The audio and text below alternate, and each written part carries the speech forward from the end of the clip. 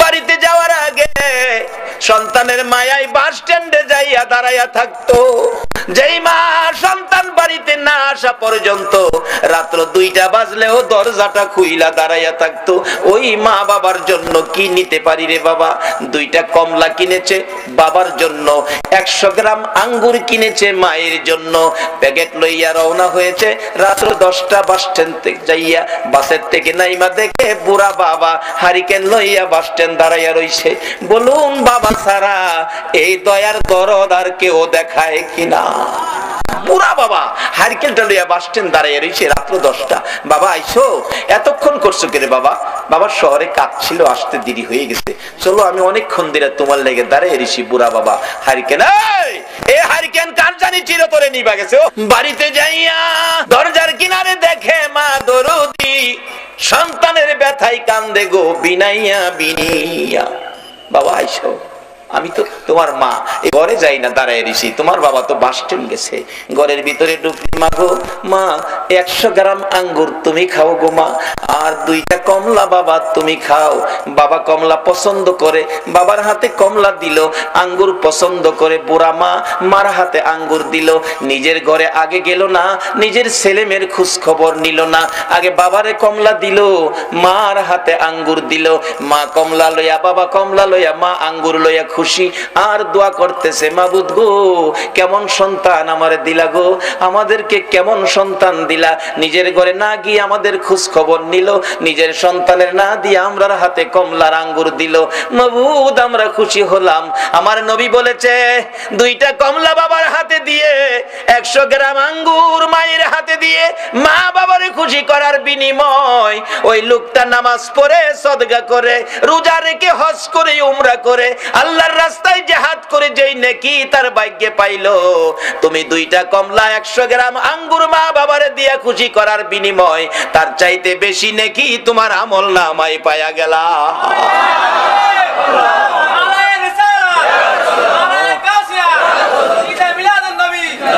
বাবারা মা বাবারে কষ্ট দিয়া মক্কা মদিনায় হজ করতে যাইেন না।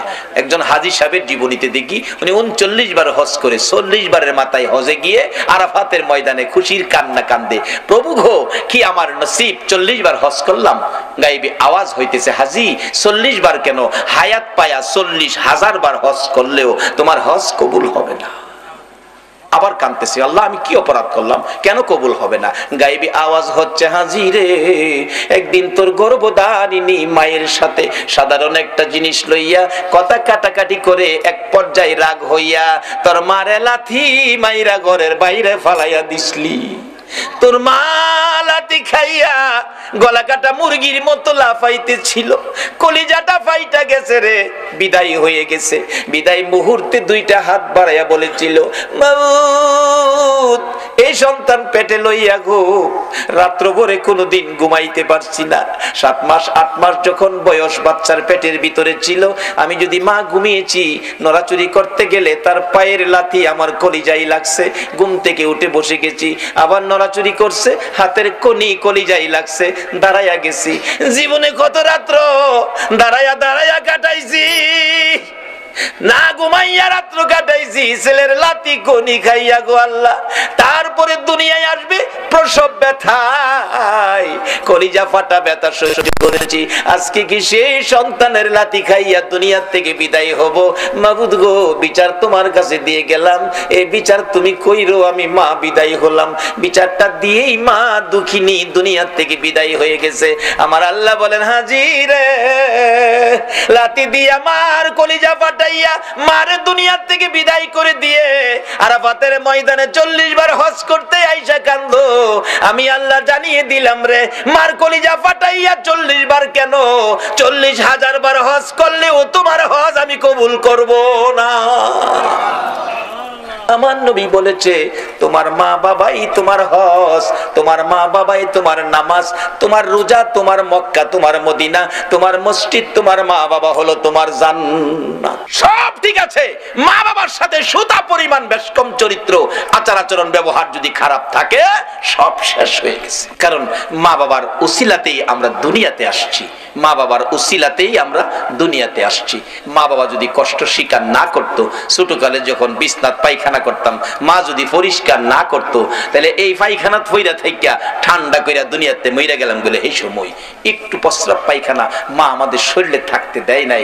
বাবা একটু রোগ হইলেই রাত্রে রিক্সা পাইছে না, গাড়ি পাইছে না, সন্তানটা কোলে লইয়া অন্ধকারে দৌড় মারছে ডাক্তারের কাছে, ডাক্তারখানা বন্ধ, দরজায় দাঁড়ায় বাবা কাঁদছে, ডাক্তার সাহেব দরজাটা খুলেন, আমার বাবার অবস্থা ভালো না। ডাক্তার বলছে এই মাত্র খালি শুইলাম, অন্য ডাক্তারের কাছে যান।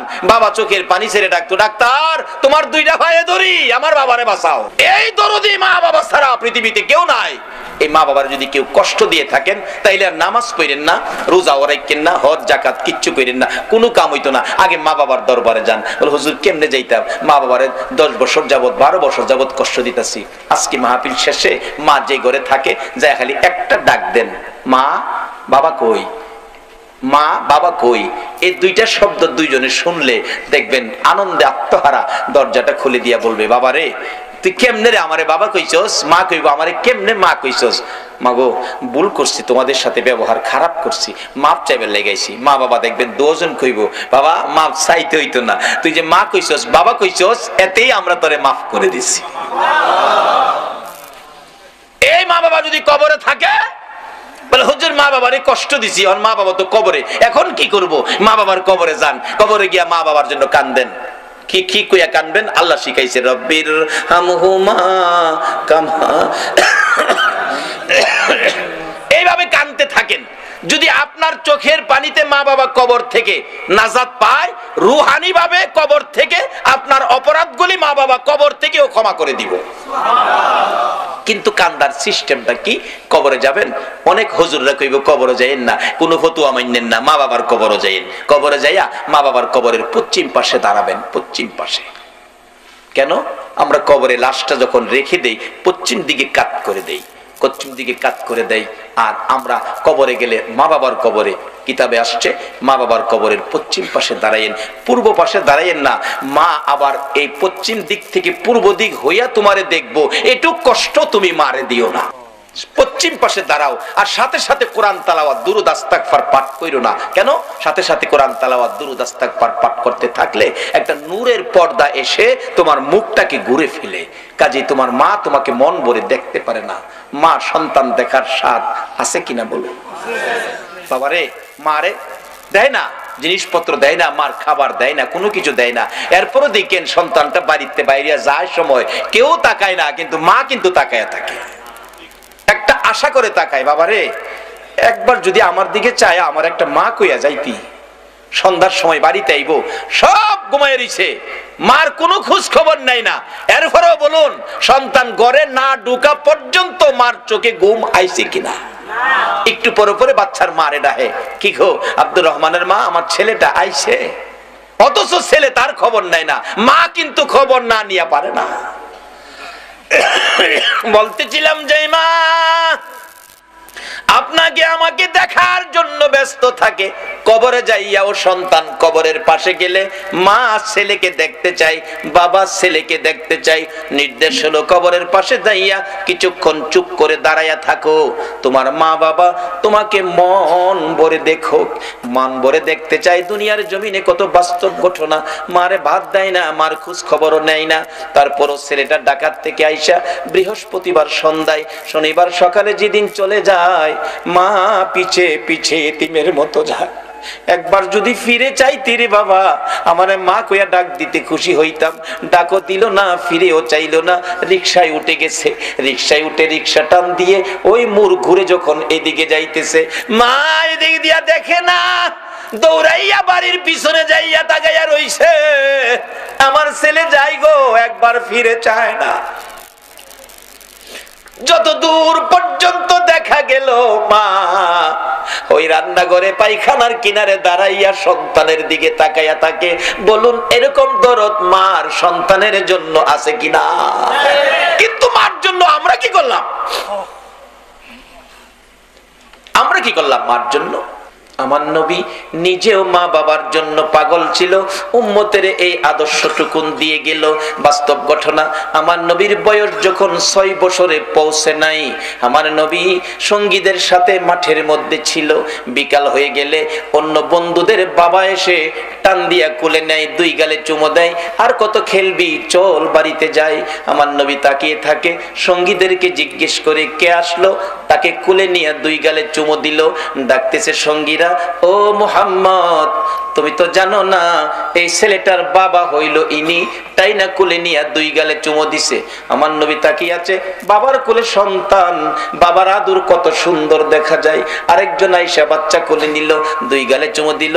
আমার নবী তাকিয়ে আছে, নিতে নিতে দেখা যায় সকল সঙ্গীদেরকে বাবা এসে কোলে করে নিল, একজনকে কেউ কোলে নিল না। আমার নবী খোলা আকাশের নিচে দাঁড়াইয়া ওই বাবাগণের দিকে তাকাইয়া তাকাইয়া চোখের পানি ছেড়ে ছেড়ে কান্দে, আর নিজেকে নিজে প্রশ্ন করে, ও মুহাম্মদ, তোমার বাবা কই? তোমার এদিকে কেউ কোলে নেয় না। আমার আল্লাহ বলেন, বন্ধু গো, তোমার বাবা নাই গো, তুমি এতিম। এই বলে তোমার আদর কমবে না। আমি কুল মাখলুকাতকে নির্দেশ করে দিয়েছি সবাই যেন তোমাকে ভালোবাসে, আর তোমাকে যদি ভালোবাসে আমি আল্লাহ দেখি, কথা দিলাম তোমার ভালোবাসার বিনিময়ে আমি আল্লাহর ভালোবাসা পায়া যাইব। কিভাবে ভালোবাসা পাওয়া যাইব? বাস্তব ঘটনা দেখুন। আমার নবী কাঁদতেছে, আমার নবী বাড়িতে যায় না, বাবার ব্যথায় কান্দে। সঙ্গীরা খবর দিলেন আমেনার কাছে, আমেনা গো, তোমার আদরের সন্তান ময়দানে দাঁড়াইয়া কান্দে, কি জানি ব্যথা আমাদের কাছে কয় না। দৌড়াইয়া যায় ডাকতেছে, বাবা গো, এইভাবে কেন কান্দো? কে মারছে, কে দুঃখ দিছে বলো, তোমার দাদারে দিয়া শক্ত বিচার করাবো। আমার নবী কান্দে, শিশু নবী মা, কেউ মারে নাই, কেউ ব্যথা দেয় নাই, সবাই আমার সঙ্গীরা বাবার কোলে উঠে বাড়িতে গেল গো মা, আমার বাবা কই? আমি বাবার কোলে উঠবো, বাবার ব্যথায় কান্দি। আমি নাও চোখের পানি ছেড়ে দিলেন, বাবা গো, তোমার বাবা নাই, বাবার কথা আমারে জিজ্ঞেস করো না, এই বাবার অভাব আমি পুরা করতে পারবো না। যখন কোথাও পারলো না বাবার অভাব পুরা করতো, নিজেই তালাশে বেরিয়ে গেলেন, বাবারে কোথায় পাবো। মরুভূমির উঁচু পাহাড়ের উপরে উঠে মক্কা নগরীতে চারদিক ঘুরে ঘুরে হাত বাড়াইয়া ডাকে, বাবা, বাবা তুমি কই গো? একবার আসো না, তোমার শিশু মুহাম্মদ রে কোলে নাও না। কে নিবে? নাই নবীর বাবা মদিনার মাটিতে চির ঘুমিয়ে আছে। আবু জাহেল কোত্থেকে যেন আসতেছিল, একটা বাচ্চার কান্না শোনা যায় পাহাড়ের উপর। আবু জাহেল গোড়ার থেকে নাইমা যাইয়া দেখে বাতিজা মুহাম্মদ, বাবা এখানে কান্দো, একটু পরে বাঘ ভাল্লুক বেরিয়ে আসবে, তোমাকে খেয়ে ফেলবে, তাড়াতাড়ি চলো বাবা, তাড়াতাড়ি চলো।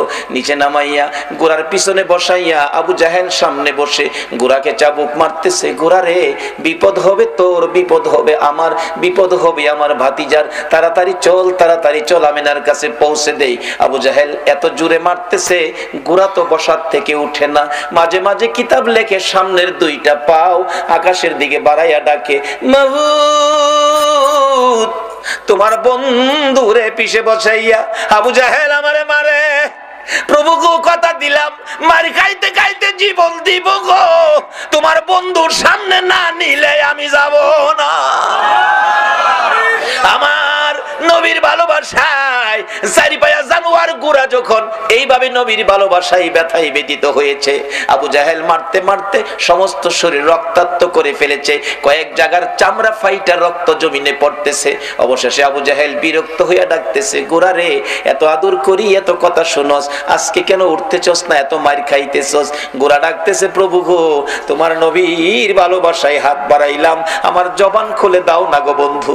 আমার আল্লাহ বলেন, গোড়া রে, আমার বন্ধুর ভালোবাসায় গেলি, আমার ভালোবাসা পাইলি, যা যা, মানুষের মতো কথা বলার অধিকার দিয়ে দিলাম।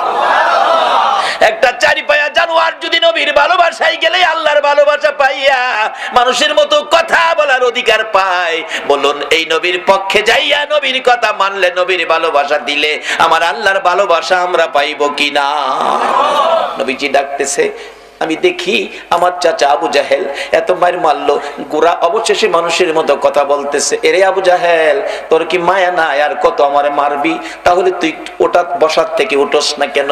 গোরা ডাকতেছে, আবু জাহেল রে, না ওটার কারণ হলো পিছনে যারে বসাইছো ইনি হলেন রাহমাতাল লিল আলামিন, সকল সৃষ্টির জন্য যেই নবী করুণা, যেই নবী রহমত, এই নবীরে পিছে বসাইয়া তুমি সামনে বসে বেয়াদবি করবা, আমি গোরা মার খাইয়া জীবন দিব, আমি বসার থেকে উঠবো না।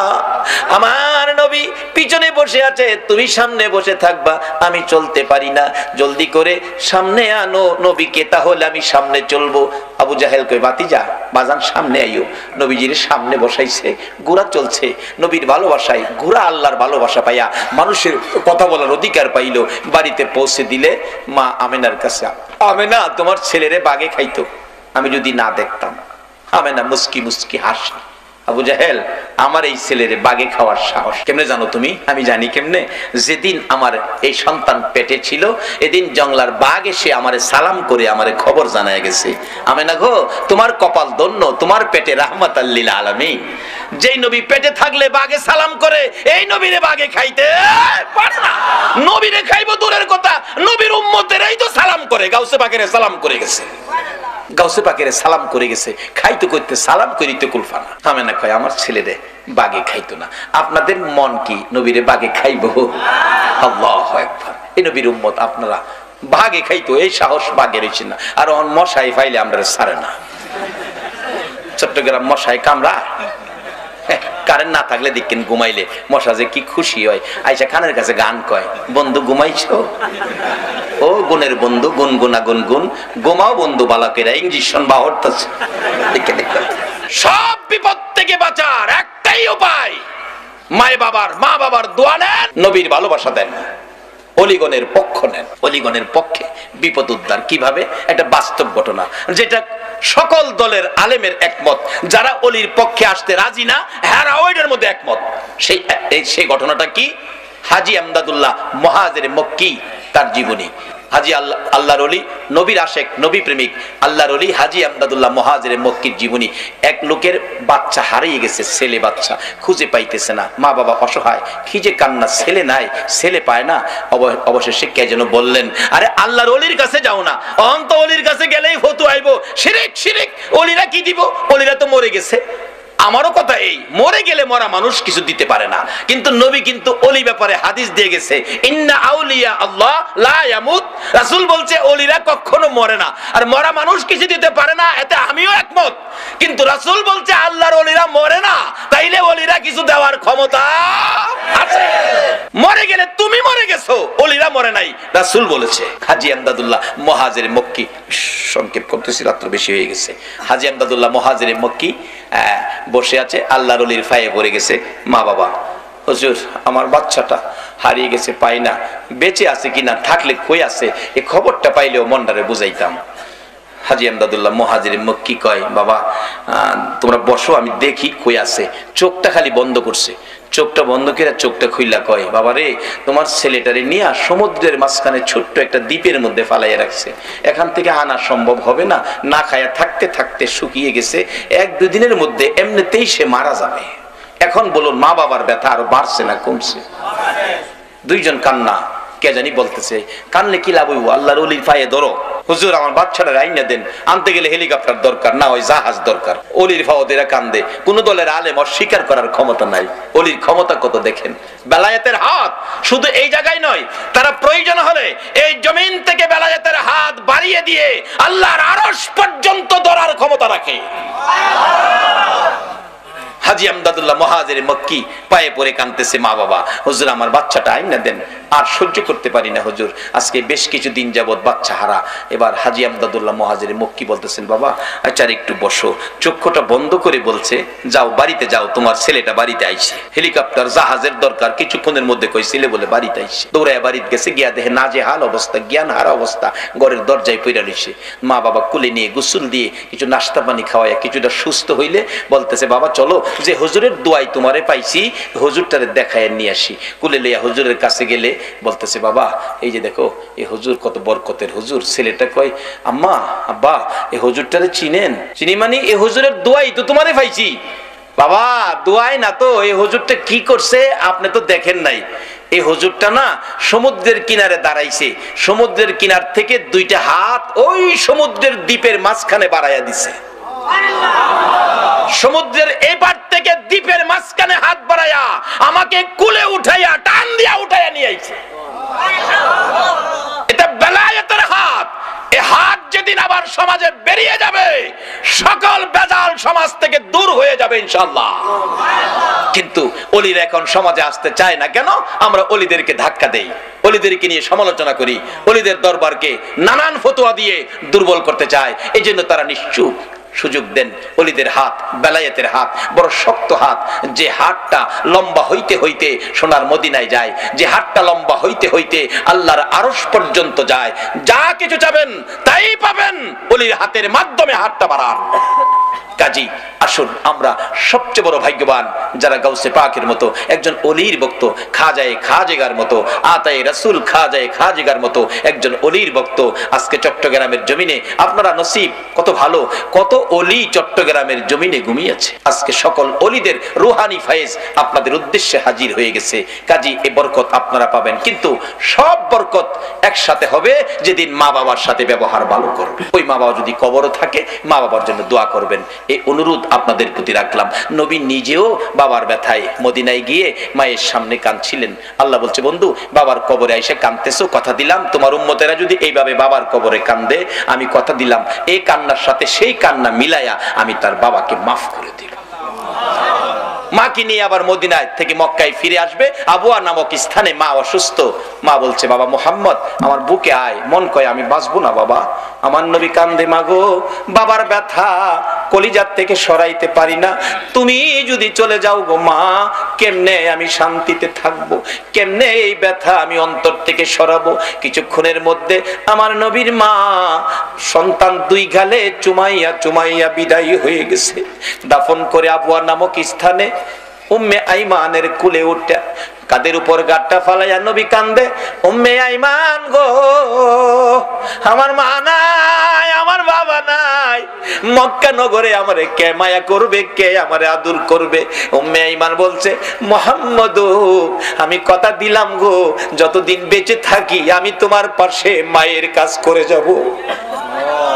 আমার নবী মায়ের কবরের পাশেও কাঁদলে আমার আল্লাহ বলেন, বন্ধু গো যেইভাবে তুমি মায়ের কবরের পাশে কাঁদছো, এইভাবে তোমার উম্মতেরা যদি মায়ের কবরে যাইয়া কান্দে, তোমার চোখের পানির সাথে তাদের চোখের পানি মিলাইয়া তোমার কান্নার বিনিময়, তোমার কান্নার বরকতে ওই মায়ের কবর জান্নাতের বাগান বানাইয়া দিব। নবীজি শুধু বলে নাই বাবার কবরে কাঁদছেন, মায়ের কবরে কান্দা উম্মতের শিক্ষা দিয়ে গেছেন প্র্যাকটিক্যালি।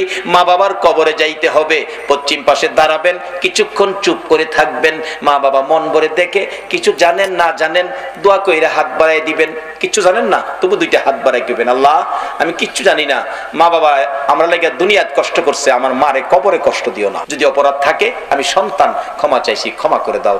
যদি কিচ্ছু না জানেন একজন আলেম নাইবে নবী কবরের সাথে এই কবরে নিয়ে যাবেন, পাশে নিয়ে দোয়া করাবেন। আর যদি সেই ক্ষমতা না থাকে, কারণ একজন আলেম নিলে তো কিছু হাদিয়া সম্মান স্বরূপ দিতে হবে, যদি সেই ক্ষমতা না থাকে আপনি নিজেই যান কবরে, 11 বার বিসমিল্লাহ শরীফ পড়ে, আর কিছু লাগবে না, 11 বার বিসমিল্লাহ শরীফ পড়ে। নবীর হাদিস, এক কবরে নবীজি দেখতেছে সাহাবা উম্মতের কবরে আযাব, রাসূল বলেন প্রভু গো আমি কেমনে সহ্য করব উম্মতের কবরে আযাব। জিবরাইল আইকে হুজুর আল্লাহ পাঠাইছে 11 বার বিসমিল্লাহ পড়ে দোয়া করে দিতেন। নবীজি 11 বার বিসমিল্লাহ পড়ে হাত বাড়াইছে, দেখে হাতের ফাঁকে 11 জন বেহেশতি হুর কবরে ঢুকতেছে।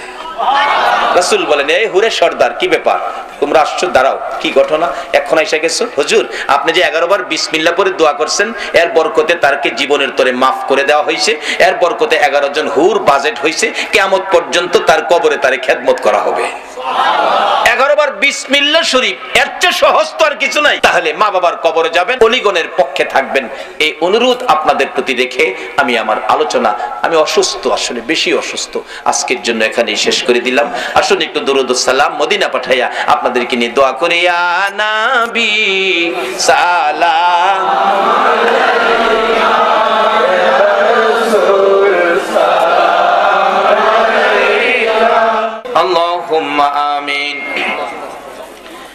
ربنا ظلمنا أنفسنا وإن لم تغفر لنا وترحمنا لنكونن من الخاسرين رب ارحمهما كما ربياني صغيرا বলুন সবাই রব্বির হামহুমা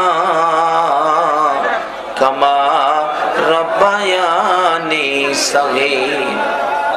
রব্বুল আলামিন মায়ার নজরে তাকায়া দেখো গো, রাত্র গভীর তোমার আদরের বান্দা লইয়া হাত বাড়াইছি মাবুদ, একবারে খালি হাত বাড়াই নাই। তুমি আল্লাহ নিজে যার উপরে 24 ঘন্টা দুরূদ ও সালাম পাঠ করো, ফেরেশতারা করে ইমানদারদেরকেও দুরূদ সালাম পাঠ করার নির্দেশ করেছো। মায়ার নজরে তাকাইয়া দেখো গো, তোমার আদরের ইমানদার বান্দারা তোমার হাবিবের উপর এই গভীর রাত্রে প্রাণ ভরে দুরূদ ও সালাম মদিনা পাঠাইছে গো আল্লাহ। আমাদের দুরূদ ও সালাম গুলো পাখির মতো উড়াইয়া উড়াইয়া দয়ার নবী মায়ার নবীর কদম মুবারকে পৌঁছাইয়া দাও। ইয়া আল্লাহ দুরূদ ও সালাম উসিলা করে আজকের মাহফিল উসিলা করে, ইয়া আল্লাহ গাউসে পাকের শরণের মাহফিল উসিলা করে আমরা যারা হাত বাড়াইছি আমাদের তামাম জিন্দেগীর গুনাহগুলো ক্ষমা করে দাও। মাবুদ জানি দুনিয়ায় থাকবো না, তারপরেও শয়তানের দুকাই পড়ে দুনিয়ার মায়ায় পড়ে বহু গুনাহ করে ফেলেছি। গুনার খবর মা জানে না, গুনার খবর বাবা জানে না, পাড়া প্রতিবেশী কেউ জানে না রে আল্লাহ। গুনার খবর জানো তুমি আল্লাহ। মাবুদ আখিরি নবীর উম্মত বলে এ গুনার খবর কাউরে জানাইও না গো আল্লাহ। এই মাহফিলে আমরা যারা হাত বাড়াইছি ওলি আল্লাহ গণের রুহানি ফায়েজের উসিলাই, তোমার নবীর ভালোবাসার উসিলাই আজকের মাহফিলে আমরা যারা হাত বাড়াইছি আমাদের সকলের জীবনের গুনাহগুলো ক্ষমা করে দাও। মাবুদ ক্ষমা চাইলাম জীবনের গুনাহ, ক্ষমা যদি না করো কবে জানি মৌতের চিঠি লইয়া আজরাইল আইসা যায়, কবে জানি চারজনে দৌড়ে দৌড়ে টাইনা টাইনা বাহির করবে, উঠানের কিনারে পর্দা টানাবে, নাকে কানে তুলা লাগাবে, বড়ি পাতার গরম পানি জীবনের শেষ গোসল করাবে। মাবুদ আদরের সন্তানেরা গো এতিম এতিম এতিম হবে, লোকেরা এতিম বলে মাথায় হাত বুলাবে, আদর করবে। সন্তানেরা বাবার লাশের পাশে দাঁড়াইয়া ডাকবে, বাবা আর কি এই বাড়িতে আসবা না? আমরা কি বাবা বলে আর তোমারে ডাকতে পারবো না? আমরা রে এতিম করে সাদা কাফন পরে কই রওনা হইলা গো বাবা। বড় মেয়েটা স্বামীর বাড়ির থেকে এসে বাবার বিছানায় পরে কাঁদবে, বাবা গো বিছানা খালি করে কই যাইতেছো গো বাবা? ওই দিন আসার আগে আজকে আমরা যারা হাত বাড়াইছি, মেয়ে বুঝি না, পুরুষ বুঝি না, যুবক বুঝি না, বুড়া বুঝি না, নামাজি বুঝি না, বেনামাজি বুঝি না, আজকের মাহফিলের উসিলায় আমরা সবাইকে মাফ করে দাও গো আল্লাহ। মাবুদ জীবনের গুনাহ ক্ষমার আসার দরখাস্তের পর আরেকটা দরখাস্ত করি, তুমি কিন্তু রাগ হইও না। আমি জানি না আজকে হাজার হাজার মানুষ তোমার কাছে হাত বাড়াইছে, কার মনে জানি কি দুঃখ কি ব্যথা, কার মনে জানি ব্যথা মানাই গো মানাই। ও দরদি মা, যে মার দিকে তাকাইলে কলিজা ঠান্ডা হইয়া যাইতো, শত দুঃখ লইয়া মা মা কইয়া ডাক দিলে প্রাণ ঠান্ডা হইয়া যাইতো, যে মার চেহারার দিকে তাকাইলে একটা কবুল হজের নেকি পাওয়া যাইতো। মায়ের অভাবী কে জানি হাত বাড়াইছে গো আল্লাহ, আমি নিজেও মার অভাবী হয়ে গেছি। এতদিন তো শুধু বলতাম মা হারা কথা, এখন নিজেও বুঝেছি মা হারা কত ব্যথা। মাহফিল শেষে গাড়িটা বাড়িতে গেলে 2টা 2:30টাও কোনোদিন হয়েছে। গাড়িটা থামাইয়া বাড়িতে মার রুমের কাছে গেলে দেখি মা দাঁড়াইয়া রইছে। জিজ্ঞেস করলাম, মা গো তুমি কি ঘুমাও নাই? মা জবাব দিত, বাবা গো যতক্ষণ পর্যন্ত তুমি বাড়িতে না আইছো আমি মার চোখে ঘুম আসে না রে বাবা। এই দরদি মায়ের অভাবী, বাবার অভাবী কে জানি হাত বাড়াইছে রে আল্লাহ। মায়ের অভাবীরা কি করে নিজে দেখেছি। একটা মায়ের পাগল, 5-6 বছর বয়স, মা বাচ্চা হবে, ডেলিভারি হবে। এলাকার মহিলারা কয় আপনার অবস্থা ভালো না, তাড়াতাড়ি হসপিটালে যান। রিক্সা করে হসপিটালে যাবে, ছেলেটা পিছে পিছে যায়, মা মা কইয়া ডাকে, মা কোথায় যাইতেছো? আমারে নিবা না, আমারে কইলা না। অন্যদিন কোথাও গেলে আমারে আগে সাজাইছো, উপরে তুমি কাপড় পরছো, বুরগা পরে রওনা হইলা, আমার এদিকে কিছু কইলা না গো মা। মা চোখের পানি ছেড়ে দেয়, বাবারে আমি বেড়াইতে যাই না রে বাবা, আমার বলে অবস্থা ভালো না, হসপিটালে যাইতেছি। মা কোন সময় আসবা গো? আমারে কই রাইখা গেলা গো? তুমি তোমার নানার কাছে থাকো, আমি হসপিটালে যাই, কোন সময় আসবা? কোন সময় আসবো বলতে পারি না রে বাবা, অবস্থা বলে আমার ভালো না। ভাগ্য যদি ভালো হয় মায়ের মুখ দেখবি রে, ভাগ্য যদি খারাপ হয় জীবনে আর মা কইয়া ডাকতে পারবি না। এই কথা বললে ছেলেটা দৌড়াইয়া মায়ের রিকশার সামনে দাঁড়াইয়া গেছে। মাগো তুমি যদি ফিরে না আসো আমি কার গলায় ধরে ঘুমাবো গো মা? আমারে কে গোসল করাবে? আমারে কে বাবা বাবা কইয়া ডাকবে? বাবা দোয়া কইরো মা নি ফিরে আসতে পারি, তোমার নানার কাছে থাকো।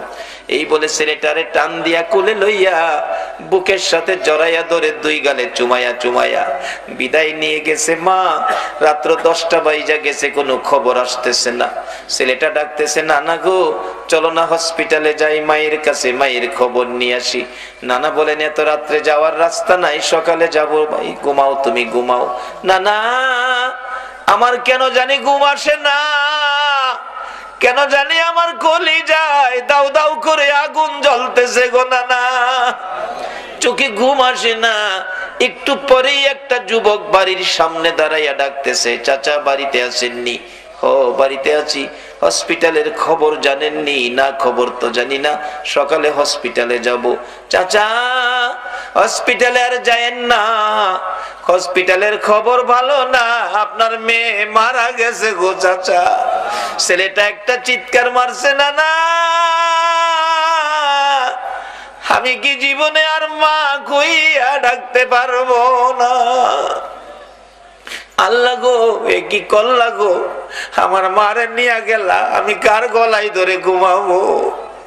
লাশটা বাড়িতে আনলো, ছেলেটারে দেখাইলো না, ভয় পাবে বলে না দেখাইয়া দাফন করে ফেলেছে। রমজান পার হয়ে যাইতেছিল, ঈদের দিন সকালবেলা ছেলেটা শুধু কান্দে, নানা তার মা যে মারা গেছে কবরে নেয় না, লাশটাও দেখাইলো না। জিজ্ঞেস করলে কই তোমার মা হসপিটালে আছে, তোমার মা বেড়াইতে গেছে। ঈদের দিন ছেলেটা কাঁদতেছে, নানা গো কত ছেলে রে মা গোসল করাইতেছে গো, আমার মা ঈদের দিন কোথায় রইল গো? আমারে কি গোসল করাবে না গো নানা? ছেলে কান্না শুনে দৌড়াইয়া বাবা আইছে, আয় আমি তোরে গোসল করাবো।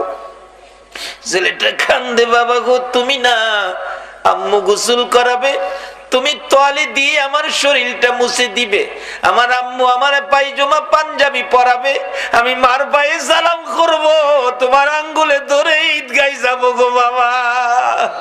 মনের আশা যেন মনে রইল, আর যেন পুরা হবে না। বাবা ডাকতেছে, না না তোমার আম্মু এখন আসবে না, চলো আমার আঙ্গুলে ধরে ঈদগাহে যাবে, গোসল করাই, জামা পরো, সেমাই খাও। ছেলেটা কান্দে, না মার হাতে গোসল করব, মার কাছে আগে যাব, তারপরে সেমাই খাবো, তারপরে ঈদের জামা পরব। বাবা কান্দে, মাবুদ গো আমি কি দিয়া বুঝাইব গো? চলো তোমার মার কাছে লইয়া যাই। যাইতে যাইতে ঈদগার সামনে কবরস্থান, কবরস্থানের ভিতরে ঢুকে নতুন কবরের পাশে যাইয়া দাঁড়াইয়া ডাকতেছে, রে আদরের সন্তান, এই কবরে তোর মা ঘুমাইছে, ডাক দে রে, দেখি তোরে নি গোসল করাইয়া দিয়া যায়। বাচ্চাটা কাঁদতে কাঁদতে মা মা বলে মায়ের কবরে পড়ে গেছে। অবশেষে বাবা ডাকতেছে, হে বাচ্চার মা, এত নিষ্ঠুর কেমনে হইলা গো? এত কান্দা ছেলেটা কাঁদলো আর ডাকলো, একবারও ছেলেটারে আদর করে দিলা না। এই মাহারা মায়ের অভাবী, মায়ের ব্যথা ব্যতীত কে জানি হাত বাড়াইছে রে আল্লাহ। যার বাবা নাই, বাবার ব্যথা লইয়া কে জানি হাত বাড়াইছে গো। আর দেরি করো না গো আল্লাহ, এই মুহূর্তে ওই সকল মা বাবার কবর জান্নাতের বাগান বানাইয়া দাও।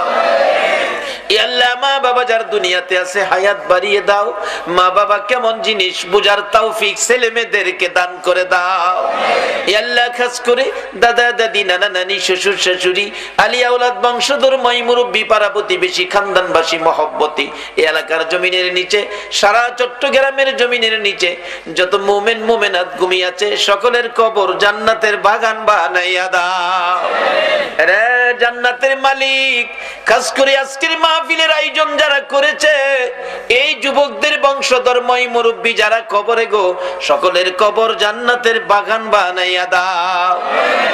আল্লাহ, খাস করে আমাদের মধ্যে যারা বিমারি, বিমার শেফা করে দাও।